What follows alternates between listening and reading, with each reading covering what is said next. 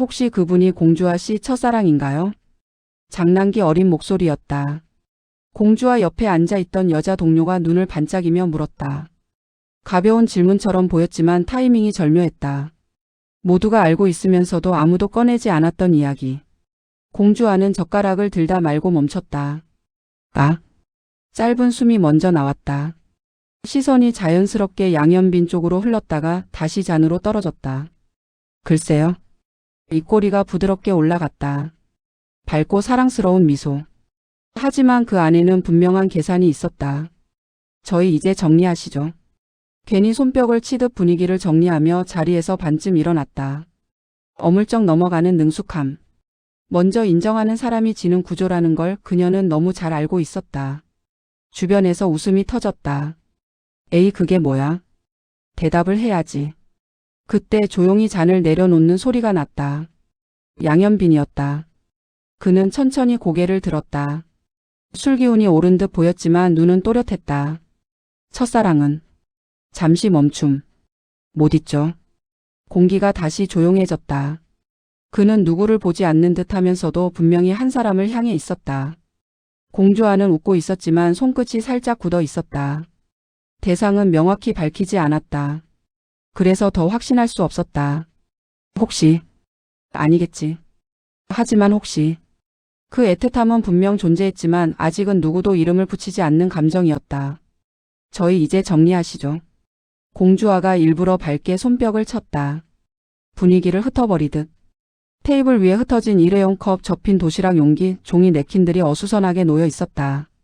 워크숍 장소는 아직 웃음의 잔열이 남아 있었지만 방금 전 질문 이후로 묘한 긴장감이 깔려 있었다. 여자 동료가 피식 웃었다. 에이 넘어가네 또. 넘어가야죠. 오늘 기획안도 산더미인데. 공주아는 능숙하게 쓰레기 봉투를 펼쳤다. 평소처럼 밝은 얼굴. 하지만 손끝은 조금 단단했다. 그때 반대편에서 비닐을 접고 있던 양현빈과 눈이 마주쳤다. 아주 짧은 순간. 둘 다 동시에 시선을 피했다가 다시 한번 마주쳤다. 그리고 멋쩍게 웃었다. 말은 없었다. 하지만 아까 술자리에서 흘러나온 말이 아직 공기 중에 남아 있었다. 첫사랑은 못 잊죠. 공주아는 괜히 테이블을 더 꼼꼼히 닦았다. 닦을 것도 없는데. 양현빈은 정리된 상자를 한쪽으로 옮기다가 그녀 쪽으로 다가왔다. 거기 무겁습니다. 안 무거워요. 지금은 안 취한 척하는 겁니까? 그녀가 눈을 흘겼다. 이사님이 그러시는 거 아닌가요? 그는 웃었다. 그 특유의 라틴 감성 섞인 여유로운 웃음. 전 기억력이 좋습니다. 뭐가요? 오늘 있었던 말들. 심장이 또 한 번 불필요하게 뛰었다. 기억은요? 그가 낮게 덧붙였다. 지워지지 않습니다. 그녀는 아무 말도 하지 않았다. 대신 쓰레기 봉투를 묶었다. 워크숍 장소는 점점 조용해졌다. 하나둘 불이 꺼지고 마지막 형광등만 희미하게 남았다. 정리를 마친 뒤 두 사람은 출입문 앞에서 잠시 나란히 섰다. 말을 꺼낼 듯 말 듯. 하지만 아무도 먼저 꺼내지 않았다. 먼저 인정하는 사람이 지는 구조. 그래서 오늘도 둘은 선을 넘지 않았다. 들어가세요. 이사님도 들어가세요. 잠깐의 멋쩍은 미소. 그리고 각자 다른 방향으로 걸어갔다. 워크숍은 그렇게 끝났지만 감정은 정리되지 않았다. 며칠 후. 집 안 공기가 이상하게 무거웠다. 공대하는 식탁 끝에 앉아 있었다. 아무것도 없는 빈 식탁이었다. 며칠 전까지는 그 자리에 두 사람이 마주 앉아 밥을 먹었다는 게 믿기지 않을 만큼 집은 정리되어 있었다. 지나치게 정리되어 있었다. 이쯤이면 됐어. 나선혜의 목소리는 낮았지만 단호했다. 그 여자 너 버리고 간 거야. 공대하는 고개를 들지 않았다. 아직 몰라요. 뭘 몰라? 나선혜의 한숨이 길게 떨어졌다. 보증금 다 빼서 사라졌어. 전화도 안 받아. 이게 뭐야? 그는 아무 말도 하지 않았다. 이혼해. 나선혜의 말은 짧았고 단단했다. 식탁 위에는 아직 따뜻기가 남아있는 국그릇이 놓여 있었지만 아무도 숟가락을 들지 않았다. 공대하는 고개를 숙인 채 앉아 있었다. 눈앞이 멍했다. 그 여자 널 선택한 게 아니야. 공대하는 대답하지 않았다. 선택. 그 단어가 가슴에 걸렸다. 아내가 강화로 갔다는 사실만 알고 있었다. 이유는 몰랐다. 묻지 못했고 연락은 닿지 않았다. 보증금이 빠져나간 통장 내역을 보고 나서야 그는 분노했고 동시에 스스로를 의심했다. 그때 휴대폰이 울렸다. 모르는 번호였다. 나선애가 고개를 들었다. 받아. 공대하는 잠시 망설이다 전화를 받았다. 여보세요? 여기는 강화 파출소입니다. 순간 심장이 아래로 꺼지는 느낌. 공대한 씨 보호자 맞으십니까? 목이 말랐다. 네, 무슨 일입니까? 아내분이 여기 계십니다. 미용실 계약 관련 사기를 당하신 것으로 보이고 현재 많이 동요된 상태라 보호자 연락을 요청하셨습니다. 사기. 그 단어는 천천히 그러나 깊게 박혔다. 도망이 아니라, 배신이 아니라, 사기. 오실 수 있겠습니까? 그는 거의 반사적으로 대답했다. 가겠습니다. 전화가 끊겼다. 집안이 고요해졌다. 나선애가 조심스럽게 물었다. 강화래? 공대하는 천천히 고개를 끄덕였다. 사기래요. 짧은 침묵. 나선애의 표정이 달라졌다.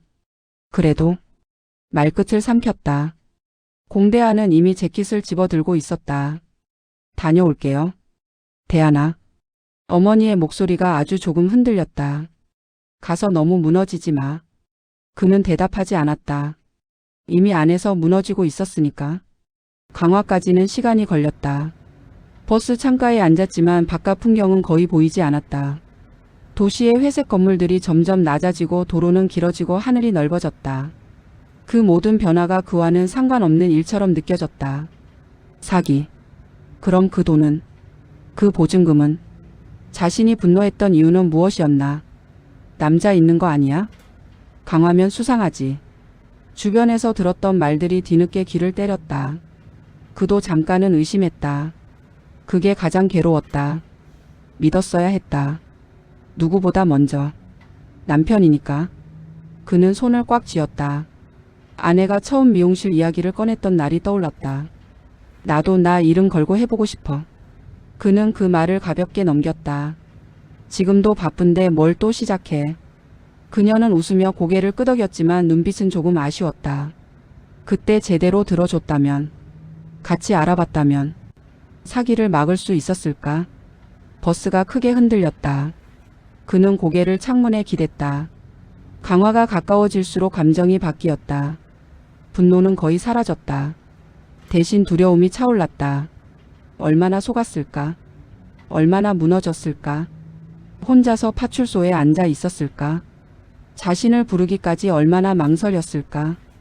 그리고 왜 바로 연락하지 않았을까? 혹시 자신이 믿어주지 않을까봐? 그 생각이 들자 숨이 막혔다. 자신이 만든 거리였다. 의심과 자존심으로 쌓아 올린 거리. 버스 안내 방송이 흘러나왔다.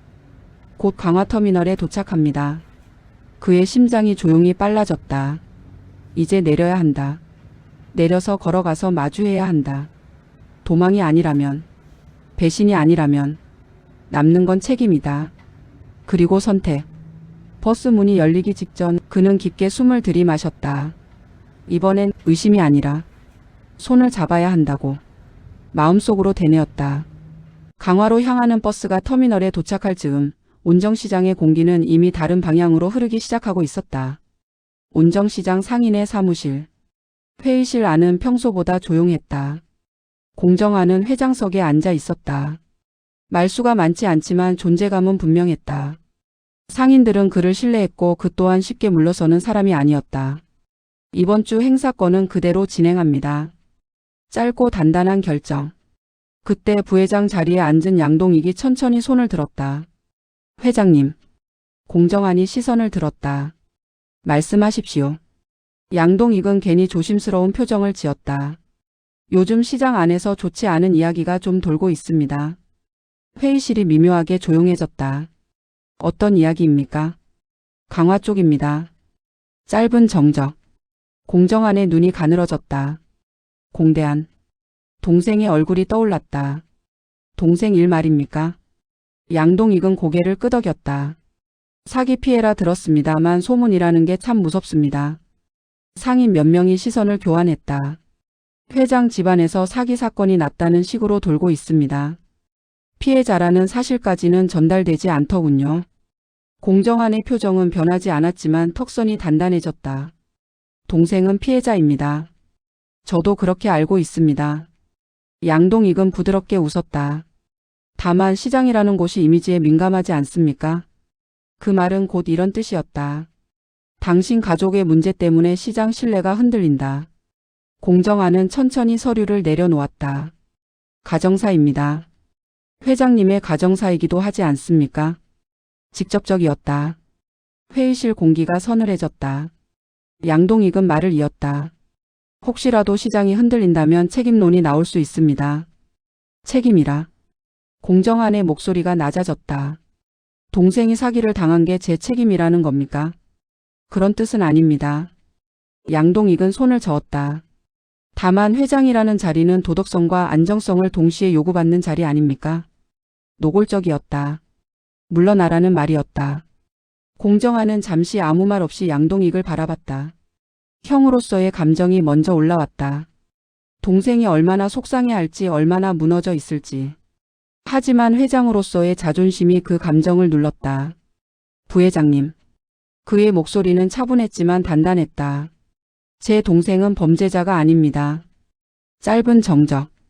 그리고 저는 회장직에서 물러날 생각이 없습니다. 회의실 안이 조용해졌다. 시장 일은 시장 일로 판단하십시오.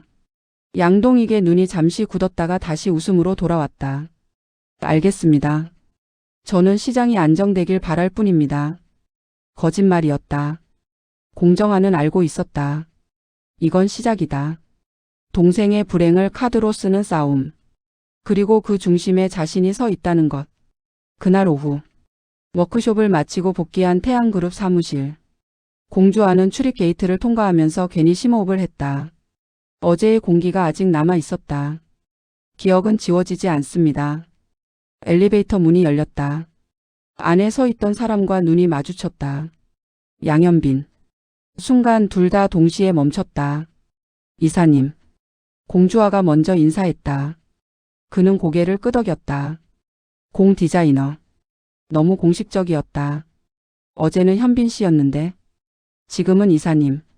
엘리베이터 안은 묘하게 조용했다. 워크숍 정리 잘 됐습니까? 그가 먼저 말을 꺼냈다. 네, 다들 재밌었다고 하셨어요. 다행이네요. 짧은 대화. 그런데도 심장은 괜히 빨랐다. 공주아는 괜히 파일을 정리하는 척했다. 왜 이렇게 얼굴이 뜨겁지? 그는 정면을 바라보고 있었지만 시선이 자꾸 흔들렸다. 왜 그런 말을 했지? 첫사랑. 기억. 굳이. 이사로서 적절했나? 엘리베이터가 멈췄다. 문이 열리기 직전 둘의 눈이 또 마주쳤다. 그리고 동시에 피했다. 둘 다 웃음이 터질 뻔했지만 참았다. 멋쩍은 숨기려는 웃음. 보고서는 오후에 올리겠습니다, 이사님. 네, 확인하겠습니다. 업무 톤은 완벽했다. 하지만 문이 닫히고 나서야 그는 조용히 숨을 내쉬었다. 공주와도 자리로 돌아와 앉자마자 이마를 짚었다. 회사라는 공간이 두 사람 사이에 선을 다시 그어 놓았다. 그런데 이상하게도 그 선이 전보다 더 얇아진 느낌이었다. 엘리베이터 문이 닫힌 뒤에도 한동안 공기가 따라붙는 느낌이었다. 공주와는 자리로 돌아왔지만 모니터에 떠있는 디자인 시안이 전혀 눈에 들어오지 않았다. 마우스를 움직이고 파일을 열고 닫고 손은 움직이는데 정신은 다른 데가 있었다. 이사님. 어제는 술잔을 들고 웃던 사람이었는데 오늘은 다시 총괄 이사였다. 그때 팀장이 다가왔다. 공 디자이너 이사님이 오전 회의 전에 잠깐 보자고 하셔. 심장이 괜히 철렁했다. 업무다. 괜히 스스로를 단속하듯 자리에서 일어났다. 회의실 문을 두드리고 들어갔을 때 양현빈은 이미 창가 쪽에 서 있었다. 햇빛이 옆선을 타고 내려왔다.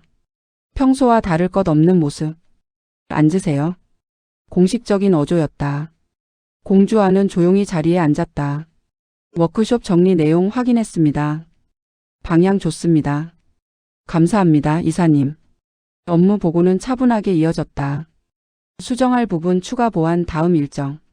모든 게 평소처럼 흘러가야 했다. 그런데 잠시 대화가 끊겼다. 그가 서류를 덮었다. 어제 불편하진 않았습니까? 짧은 질문. 공주와는 순간 눈을 들었다. 어떤 부분을 말씀하시는 건지 모르겠습니다. 모르는 척. 그는 작게 웃었다. 그렇다면 다행입니다. 그 말이 괜히 자존심을 건드렸다. 전 기억력 좋습니다, 이사님. 그의 시선이 그녀에게 고정됐다. 그렇습니까? 어제 하신 말씀도요. 짧은 정적. 첫사랑은 못 잊는다고 하셨죠. 그의 숨이 아주 미세하게 멈췄다. 술이 들어가서. 술 때문이었습니까? 그는 잠시 고개를 기울였다. 술이 솔직하게 만든 걸지도 모르죠. 심장이 또 한 번 불필요하게 뛰었다. 그 순간 노크 소리가 났다. 문이 열리고 황보혜수가 들어왔다. 완벽하게 정돈된 모습. 당당한 걸음. 현빈 오빠 잠깐 시간 돼? 공주와의 손이 무의식적으로 굳었다. 양현빈의 표정은 바뀌지 않았다. 업무 중입니다. 황보혜수의 시선이 공주와를 향했다. 공 디자이너. 부드럽지만 선이 그어진 인사. 점심 약속 잊은 건 아니지? 공기가 묘하게 얼어붙었다. 공주와는 아무 말 없이 서류를 정리했다. 보고는 여기까지입니다, 이사님. 평소보다 단정한 목소리. 그는 잠시 그녀를 보다가 고개를 끄덕였다. 수고했습니다. 공주와가 회의실을 나서자마자 심장이 뒤늦게 빨라졌다. 괜히 질투했다는 게 들킬까 봐 더 빨리 걸었다. 이사님은 회사의 사람이다. 자신의 사람이 아니다. 그 사실이 자꾸만 선명해졌다. 그 시각 온정시장.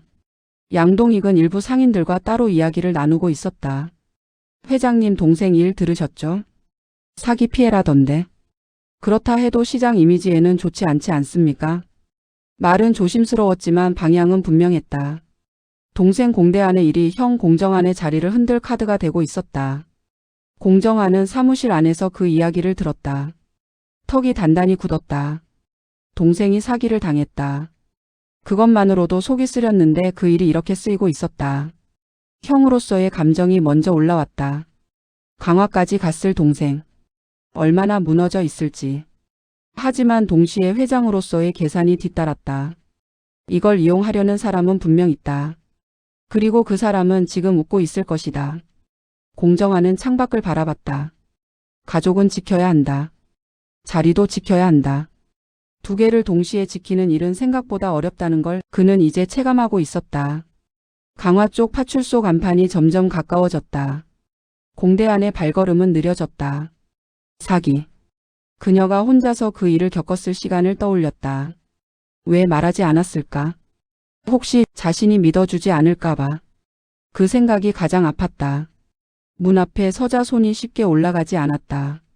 이번엔 의심하지 않겠다고 다짐했다. 책임을 묻기 전에 먼저 옆에 서겠다고. 그리고 천천히 숨을 들이마셨다. 임시총회 소집 공고가 붙은 날 온정시장은 평소보다 일찍 술렁이기 시작했다. 게시판 앞에 사람들이 모였다. 종이에 적힌 글자는 단순했지만 그 안에 담긴 의미는 단순하지 않았다. 회장직 재신임 여부 논의. 공정하는 그 종이를 한참 바라봤다. 표정은 변하지 않았지만 눈빛은 단단히 잠겨 있었다. 동생이 사기를 당했다는 사실은 이미 시장 안을 한 바퀴 돌았다. 피해자라는 설명은 절반만 전달됐고 사기라는 단어만 또렷하게 남았다. 사람들은 사실보다 소리를 믿는다. 회장님. 상인 한 명이 다가와 조심스럽게 말했다. 괜한 일로 시장이 시끄럽습니다. 괜한 일. 공정한의 손이 잠시 멈췄다. 동생 일입니다. 그는 낮게 말했다. 시장 일이 아닙니다. 하지만 이미 경계는 흐려졌다. 양동익은 멀리서 그 장면을 지켜보고 있었다. 그는 급하게 움직이지 않았다. 대신 서서히 사람들 사이에 말을 흘렸다. 회장은 상징입니다. 집안이 시끄러우면 신뢰가 떨어지지 않겠습니까? 그의 말은 직접적이지 않았지만 방향은 분명했다. 공정하는 사무실로 들어가 문을 닫았다. 잠시 벽에 기대 서 있었다. 형으로서 떠오르는 얼굴은 단 하나였다. 공대안. 강화까지 혼자 갔을 동생. 얼마나 무너졌을지. 그 생각이 먼저 가슴을 눌렀다. 하지만 곧 다른 생각이 뒤따랐다. 이걸 이용하려는 사람, 자리를 흔들려는 사람, 가족이 약점이 되는 순간을 기다리는 사람. 그는 천천히 자리에 앉았다. 물러날 생각은 없었다. 동생을 부끄러워하지도 않았다. 하지만 지켜야 할 게 많았다. 형으로서의 체면이 아니라 동생을 대신해 버텨야 할 자리였다. 태양그룹 본사. 회의가 끝난 뒤에도 공주와의 심장은 쉽게 가라앉지 않았다. 황보혜수의 말이 자꾸 맴돌았다. 그 사람 원래 그래요. 오래 알고 있다는 말투. 당연한 사람처럼 말하는 태도. 공주와는 괜히 디자인 파일을 여러 번 열었다 닫았다. 수정할 부분은 이미 정리돼 있었다. 손이 괜히 바빴다. 공 디자이너. 고개를 들자 양현빈이 서 있었다. 잠깐 시간 됩니까? 네, 이사님. 회의실이 아니라 복도 끝 작은 브리핑 공간이었다. 다른 직원들 눈에 띄지 않는 자리. 총회 이야기 들었습니까? 그가 먼저 꺼냈다. 시장 조금? 네.